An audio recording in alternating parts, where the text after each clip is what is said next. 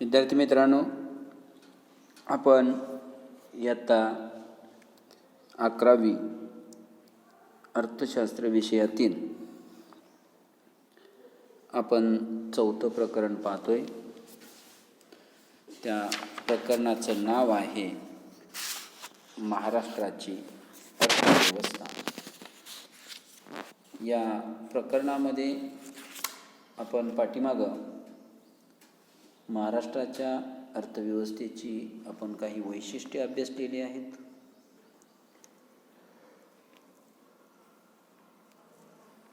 महाराष्ट्राचा आर्थिक विकास यामध्ये शेती क्षेत्र आपण पाहिलेलं आहे. शेती क्षेत्रापुढील सर्वसाधारण समस्या आपण विचारात घेतलेल्या आहेत आणि शेती क्षेत्रातील या समस्या दूर करण्यासाठी सरकारनं योजलेल्या उपाययोजना आपण पाहिलेल्या आहेत. शेती क्षेत्राबरोबरच आपण औद्योगिक क्षेत्रही विचारात घेतलेलं आहे. औद्योगिक क्षेत्राच्या पुढे असणाऱ्या समस्या आपण अभ्यासल्या.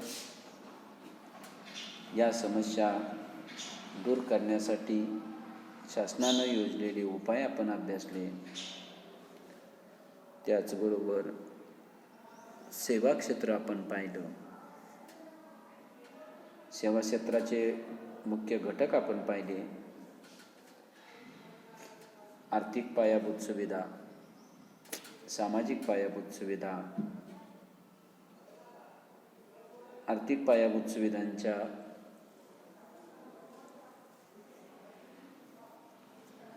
विकासासाठी योजलेले उपाय आपण अभ्यासले. त्याचबरोबर सामाजिक पायाभूत सुविधा आपण पाहिल्या. शिक्षण हा पूर्ण घटक आपण पाहिला. प्राथमिक शिक्षण, माध्यमिक शिक्षण, उच्च माध्यमिक शिक्षण, उच्च शिक्षण,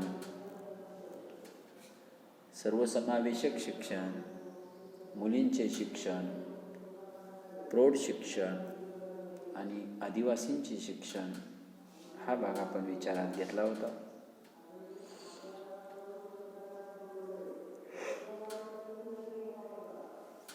त्याचबरोबर आरोग्य सेवांचाही आपण त्या ठिकाणी विचार केला होता. महाराष्ट्रातील आरोग्य सेवा, त्यामध्ये 31 मार्च 2017 पर्यंत महाराष्ट्रामध्ये एकूण 1814 प्राथमिक आरोग्य केंद्र होती व एकूण 360 सार्वजनिक आरोग्य केंद्र होती.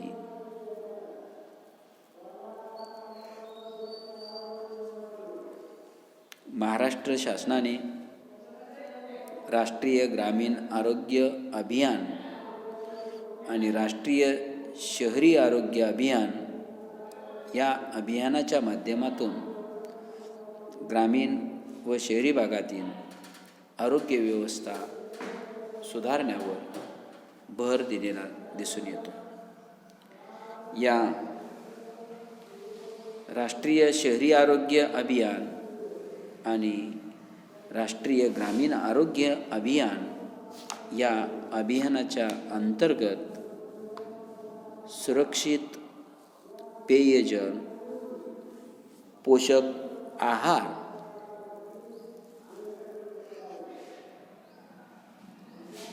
आरोग्य आणि स्वच्छता या बाबींवर सर्वात जास्त भर दिलेला आहे. महाराष्ट्र शासनाने व्यापक पातळीवर आरोग्य सेवा पुरवण्यासाठी त्रिस्तरीय पायाभूत सुविधांची निर्मिती केलेली दिसून येते. त्यामध्ये प्राथमिक स्तरावर प्राथमिक आरोग्य केंद्र व सार्वजनिक आरोग्य केंद्र, दुय्यम स्तरावर उपजिल्हा रुग्णालय व जिल्हा रुग्णालय तर तृतीय स्तरावर सुसज्ज असे वैद्यकीय महाविद्यालये व प्रमुख शहरातील सुपर स्पेशालिटी दवाखाने यांचा समावेश होतो. याच्या पुढचा जो भाग आहे तो म्हणजे पर्यटन व्यवसाय. हा पर्यटन व्यवसाय अभ्यासक्रमामधून वगळलेला भाग आहे आणि त्याच्यानंतर पर्यटनाच्या नंतर आतिथ्य सेवा म्हणून आतिथ्य सेवा जी आहे ही आतिथ्य सेवा महाराष्ट्रामध्ये फार महत्त्वाची मानली जाते. आता आतिथ्य सेवा म्हणजे नेमकं काय?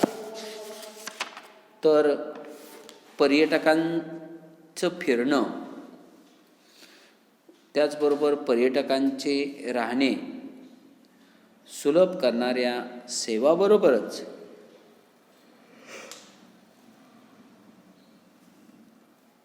पर्यटकांचे खाणेपिणे, त्याचबरोबर पर्यटकांचे मनोरंजन आणि पर्यटकांसाठी विविध कार्यक्रमांचे नियोजन इत्यादी ज्या सेवा उपलब्ध करून दिल्या जातात त्या सेवांना आतिथ्य सेवा असे म्हणतात. आतिथ्य सेवा उद्योग जो आहे हा इतर उद्योगांपेक्षा खूप विस्तारित स्वरूपाचा उद्योग व्यवसाय आहे. महाराष्ट्रामध्ये आतिथ्य सेवा झपाट्याने वाढण्याचं कारण म्हणजे पर्यटन क्षेत्रात होणारी वाढ हे महत्त्वाचं कारण आहे. कारण आतिथ्य सेवा जी आहे ही आतिथ्य सेवा पूर्णपणे पर्यटन व्यवसायावर अवलंबून आहे.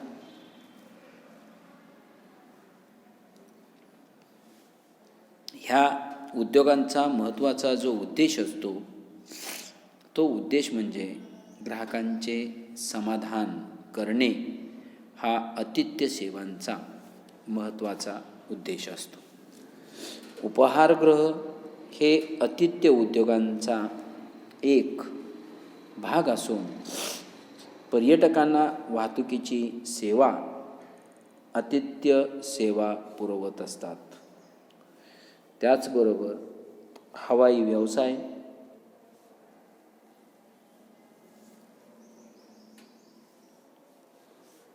जलप्रवास,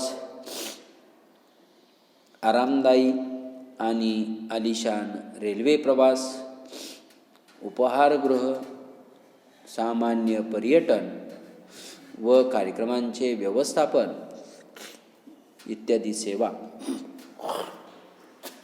पुरवत असतात. त्यानंतर मनोरंजन उद्योग आहे. आता मनोरंजन उद्योगामध्ये जगाच्या तुलनेत जगाशी जर तुलना भारताची केली तर जगाच्या तुलनेत भारतामध्ये सर्वात जास्त चित्रपट निर्मिती केली जाते. यात महाराष्ट्राची वैशिष्ट्यपूर्ण भूमिका दिसून येते.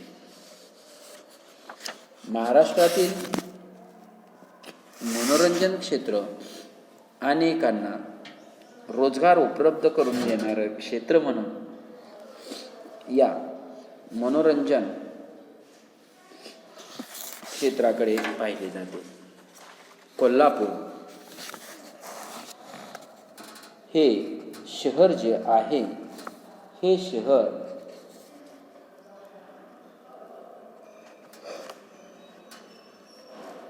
विशेष प्रादेशिक सिनेमासाठी प्रसिद्ध असणारं शहर म्हणून ओळखलं जातं. जगातील सिनेमा उद्योगात मुंबई जे शहर आहे हे मुंबई शहर बॉलिवूड शहर म्हणून ओळखले जाते.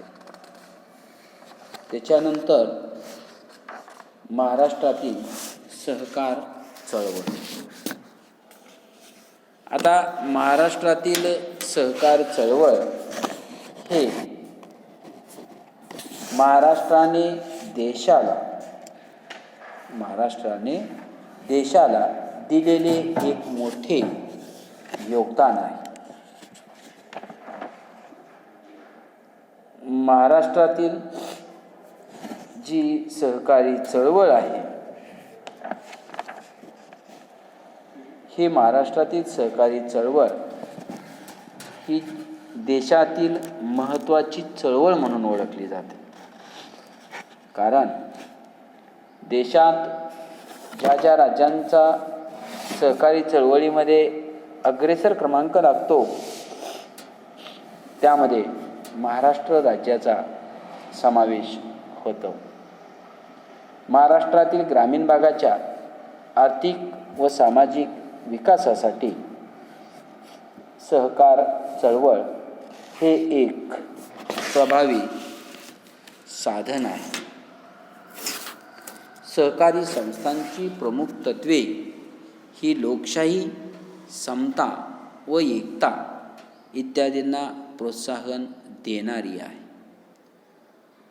सुरुवातीचा काळ विचारात जर घेतला तर महाराष्ट्रात सहकार चळवळ ही मुख्यत्वे शेती क्षेत्रातील पतपुरवठ्यापर्यंत मर्यादित होती. परंतु नंतर इतर क्षेत्रातही या चळवळीचा विस्तार झाला. त्यामध्ये शेती प्रक्रिया उद्योग, शेती विपणन, सहकारी साखर कारखाने, मत्स्य व्यवसाय सहकारी संस्था, सहकारी दूध उत्पादक संस्था, त्यानंतर कापड उद्योग इत्यादी क्षेत्रातही सहकारी चळवळीचा विस्तार अधिक गतीनं झालेला आहे. त्याचबरोबर गृहनिर्माण सहकारी संस्था, ज्याला हाऊसिंग कोऑपरेटिव्ह सोसायटी असं आपण म्हणतो, या गृहनिर्माण सहकारी संस्थेमध्ये आणि ग्राहक भांडारी कंझ्युमर कोऑपरेटिव्ह सोसायटी यामध्ये सुद्धा महाराष्ट्रात सहकार चळवळीचा विस्तार मोठ्या प्रमाणात झालेला आहे. सन 31 मार्च 2017 नुसार राज्यामध्ये सहकारी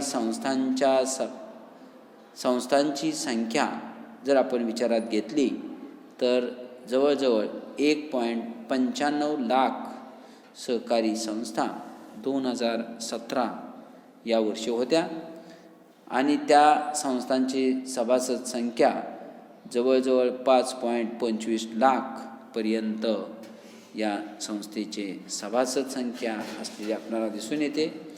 यावरून आपल्या लक्षात येते की महाराष्ट्रातील सहकारी चळवळ ही पुढारलेली चळवळ म्हणून ओळखली जाते.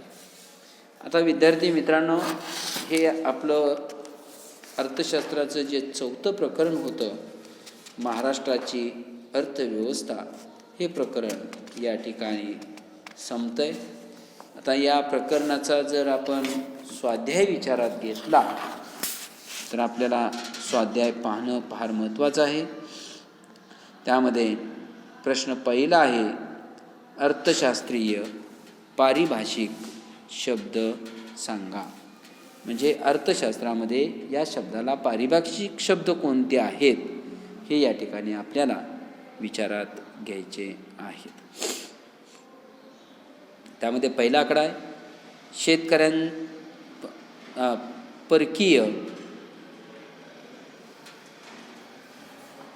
परकीय किंवा विदेशी कंपन्यांनी आपल्या देशात केलेली जी गुंतवणूक आहे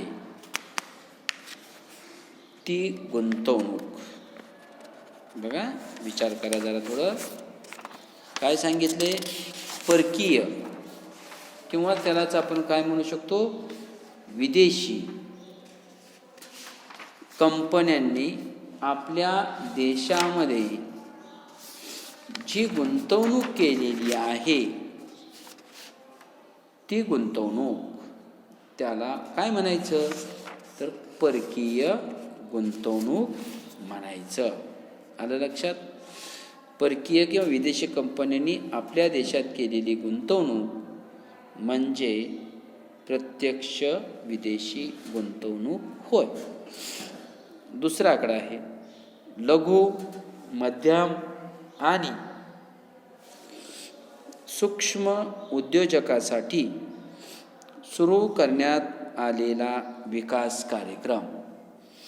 लघु उद्योग, मध्यम आणि सूक्ष्म उद्योजकासाठी सुरू करण्यात आलेला जो कार्यक्रम आहे, विशेष कार्यक्रम, त्या कार्यक्रमाला महाराष्ट्र राज्य औद्योगिक समूह विकास कार्यक्रम असे म्हणतात. तर दुसऱ्या अर्थशास्त्री पारिभाषिक शब्द प्रश्नाचं उत्तर काय, तर महाराष्ट्र राज्य औद्योगिक समूह विकास कार्यक्रम. त्यानंतर तिसरा,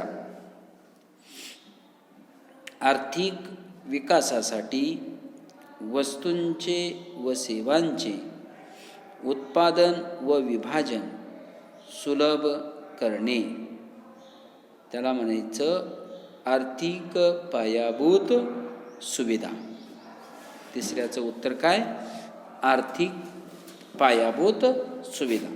त्यानंतर चौथा आकडा, स्वसहाय्यतेचे मूल्य प्रोत्साहित करणे, लोकशाही, समता आणि एकता जपणे.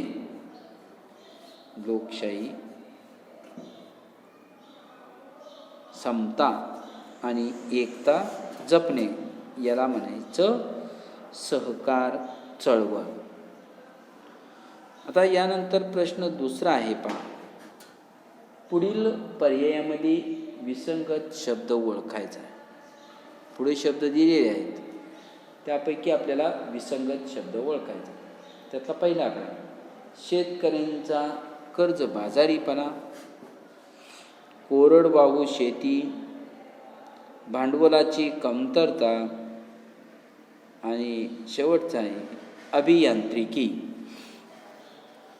अभियांत्रिकी. आता शेतकऱ्यांचा कर्जबाजारीपणा, कोरडवाहू जमीन, भांडवलाची कमतरता, अभियांत्रिकी यापैकी विसंगत शब्द आहे अभियांत्रिकी. त्यानंतर दुसरा आकडा, पर्यटन, बँकिंग, वाहन उत्पादन आणि विमा. पर्यटन, बँकिंग, वाहन उत्पादन आणि विमा. आता याच्यामध्ये पर्यटन, बँकिंग आणि विमा ह्या सेवा आहे, तर वाहन उत्पादन ही सेवा नाही, म्हणून वाहन उत्पादन हा गटात न बसणारा शब्द आहे. विद्यार्थी मित्रांनो, विसंगत शब्द ओळखा म्हणजे गटात न बसणारा शब्द ओळखायचा आहे. त्यानंतर तिसरं, पुणे, हैदराबाद, नाशिक आणि नागपूर. पुणे, हैदराबाद, नाशिक आणि नागपूर यामध्ये नाशिक हा गटात न बसणारा शब्द आहे. पुढचा आकडा, महाराष्ट्र पर्यटन विकास महामंडळ. महाराष्ट्र पर्यटन विकास महामंडळ, महाराष्ट्र उद्योग व्यापार व गुंतवणूक सुविधा केंद्र, विशेष आर्थिक क्षेत्र आणि महाराष्ट्र औद्योगिक विकास महामंडळ.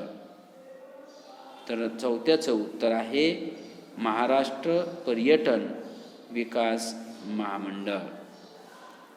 पाचवा आकडा आहे प्राथमिक शिक्षण, आतिथ्य सेवा, उच्च शिक्षण आणि कौशल्याधिष्ठित शिक्षण. आता हे प्राथमिक शिक्षण, उच्च शिक्षण, कौशल्याधिष्ठित शिक्षण हे सगळे शिक्षणाचे भाग आहेत. तर आतिथ्य सेवा जे आहे हे आतिथ्य सेवा पर्यटन व्यवसायाशी संबंधित भाग आहे. त्यामुळे आतिथ्य सेवा हा विसंगत शब्द आहे. त्यानंतर प्रश्न तिसरा आहे खालील उदाहरणाच्या आधारे संकल्पना ओळखून ती स्पष्ट करा. त्यातला पहिला आकडा आहे यंत्रमानव. तंत्रातील संशोधनासाठी जपानने भारतात 1,000 कोटी रुपयांची गुंतवणूक केली आहे. यंत्रमानव तंत्रातील संशोधनासाठी जपानने भारतात 1,000 कोटी रुपयांची गुंतवणूक केली आहे. तर ह्याला कसली गुंतवणूक म्हणायचं? तर प्रत्यक्ष विदेशी गुंतवणूक. कारण जपाननं गुंतवणूक केलेली आहे. कुठं ती? भारतात केलेली आहे. म्हणून त्याला प्रत्यक्ष विदेशी गुंतवणूक असे म्हणतात. आता संकल्पनेचं स्पष्टीकरण काय सांगणार? परदेशातील व्यक्तीने किंवा संस्थेने दुसऱ्या देशात केलेली गुंतवणूक म्हणजे प्रत्यक्ष विदेशी गुंतवणूक होय. त्यानंतर दुसरी संकल्पना आहे प्राजक्ता व तिचे कुटुंब. दिवाळीच्या सुट्टीत 8 दिवस समुद्रकिनारी फिरण्यासाठी गेले. आता प्राजक्ता आणि तिचं पूर्णपणे कुटुंब दिवाळीच्या सुट्टीत 8 दिवसासाठी फिरण्यासाठी गेलेला आहे. म्हणजे कुठला व्यवसाय झाला? तर तो पर्यटन व्यवसाय झाला. बरोबर आहे. तर उदाहरणातील संकल्पना पर्यटन व्यवसाय. आणि संकल्पनेचं स्पष्टीकरण आपल्याला सांगता येईल आनंदासाठी किंवा व्यवसायासाठी काही कालावधीसाठी दुसऱ्या ठिकाणी केलेला प्रवास किंवा जे वास्तव्य असते ते वास्तव्य म्हणजे पर्यटन होय.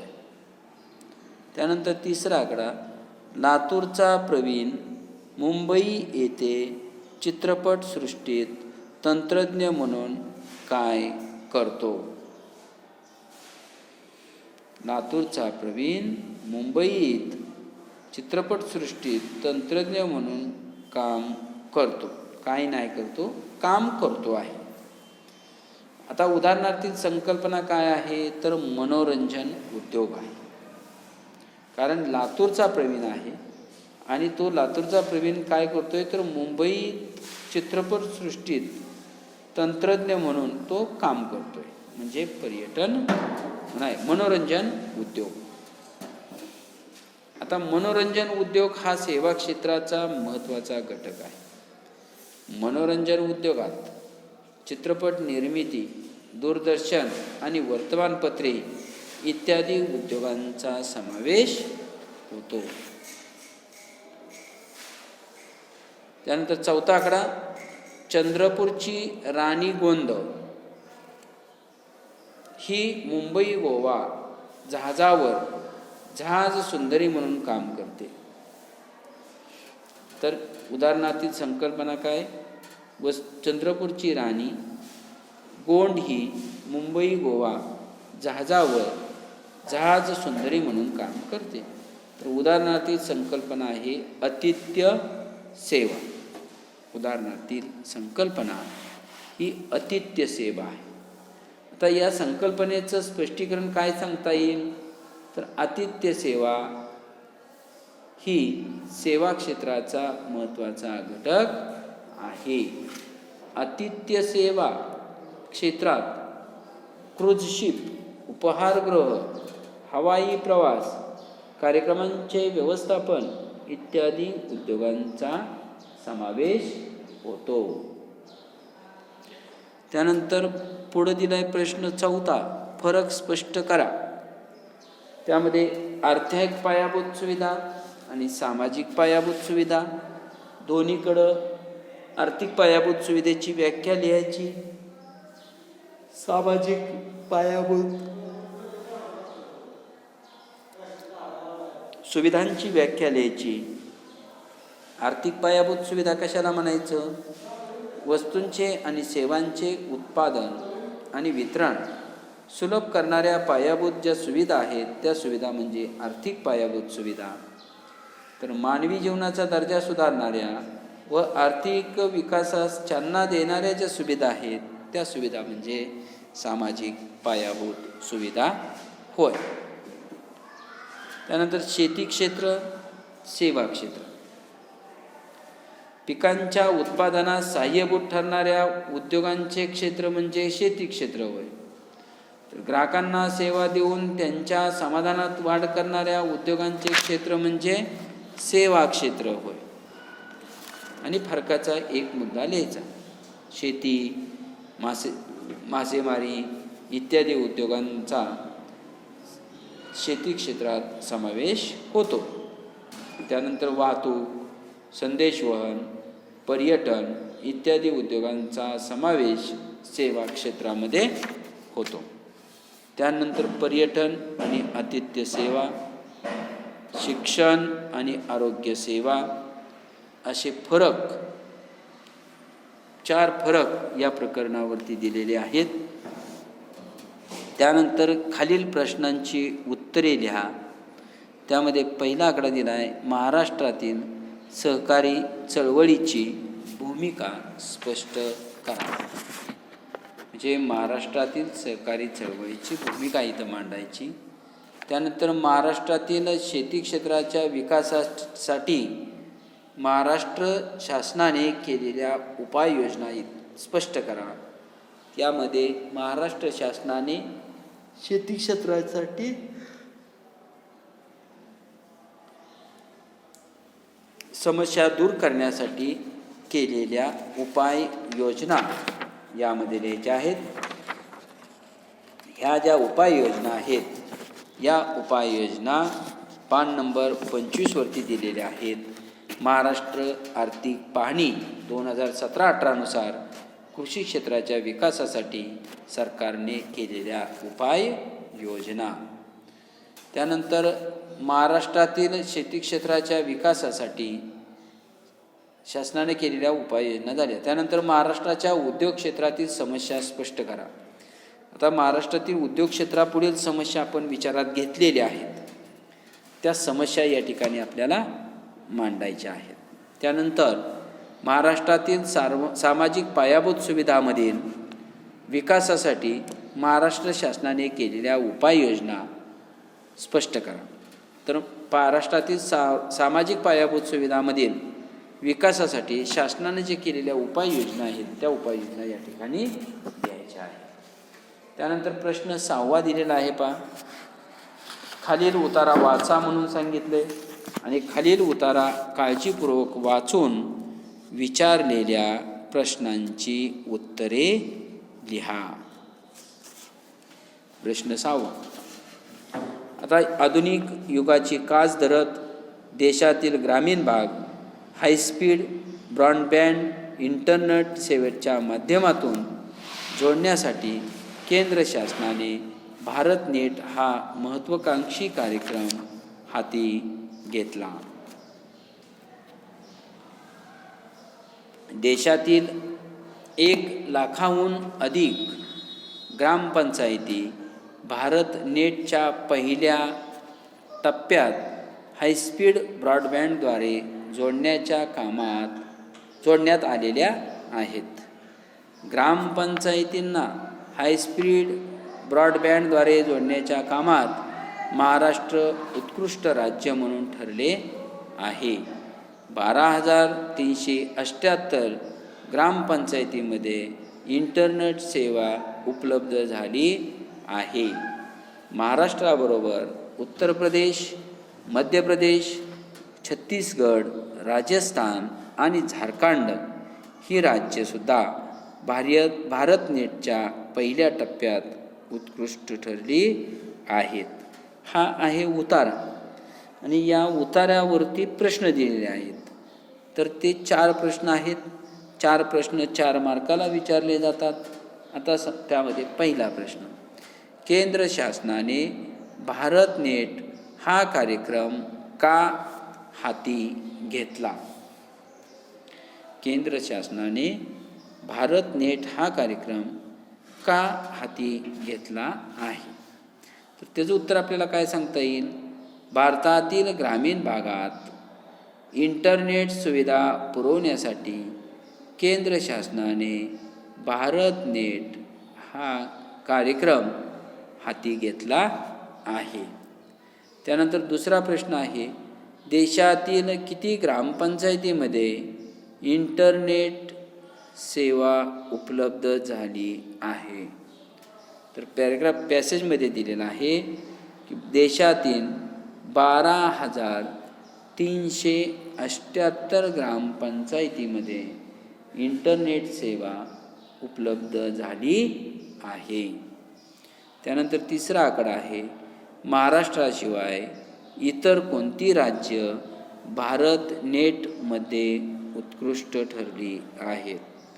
तर आत्ताच आपण पाहिलं, उत्तर प्रदेश, मध्य प्रदेश, छत्तीसगड आणि राजस्थान आणि झारखंड ही राज्येसुद्धा भारत नेटच्या पहिल्या टप्प्यात उत्कृष्ट ठरली आहेत. आणि इंटरनेटमुळे जग जवळ आले आहे याबद्दल तुमचे मत सांगा. आता तुम्हाला जे वाटतंय ते याच्यामध्ये मांडायचं आहे. तुमच्या मताशी आम्ही सहमत असणार आहेत, कारण ते तुमचं वैयक्तिक मत आहे. मग आपण त्यामध्ये लिहू शकतो, इंटरनेटमुळे जगातील कोणत्याही 2 ठिकाणी असणाऱ्या व्यक्तींना एकमेकाशी संवाद करणं शक्य होतं व माहितीची देवाणघेवाण करणे शक्य झाले आहे. इंटरनेटद्वारे उद्योगांच्या विकासास आणि संस्कृतीच्या मिलापास चालना मिळाली आहे. अशा प्रकारे इंटरनेटमुळे जग जवळ आले आहे. तर अशा पद्धतीनं आपण महाराष्ट्राची अर्थव्यवस्था हे जे 4थं प्रकरण होतं ते प्रकरण इथं आपण संपलेलं आहे. याच्यानंतर 5वं प्रकरण आहे भारतातील ग्रामीण विकास. ते प्रकरण आपण नंतर पाहूया. तर आता झालेला जो भाग आहे त्या भागावरती नजर टाका जरा. समोर पुस्तक असेल, पुस्तकावरती आत्ता झालेला भाग पहा, तपासा, अभ्यास करा. आणखीन आपल्याकडं 2-3 मिनिट शिल्लक आहेत. तर या 2-3 मिनिटामध्ये तुम्ही आत्ता झालेल्या भागावरती नजर टाका. पुस्तक समोर असेल तुमच्या, पहा जरा.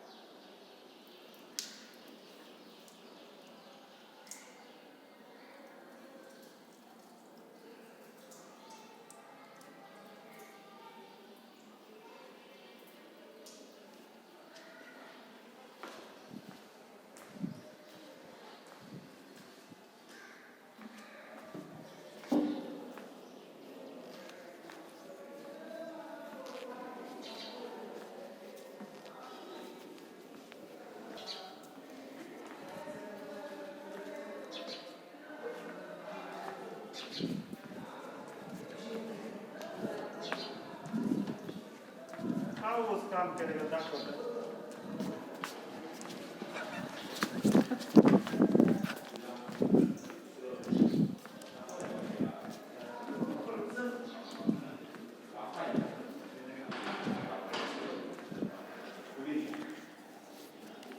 तर विद्यार्थी मित्रांनो, आत्ता झालेला भाग तुम्ही नजर टाकली असेल. आपण उद्याच्या तासाला नवीन प्रकरणाला सुरुवात करू. धन्यवाद.